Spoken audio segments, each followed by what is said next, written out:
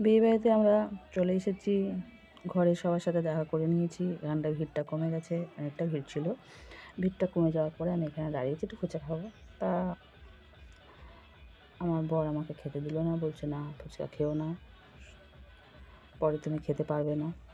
তা আমি একটা চিকেন টিক্কা আনতে গেলাম। এই যে আমার গটপো দাঁড়িয়ে আছে পাশে। এবার চিকেন টিক্কাটা নিয়ে নিলাম, নিয়ে চলে আসলাম। নিয়ে আমি একটু খেয়েছি, আমার কর্তাকেও একটু দিলাম খেতে।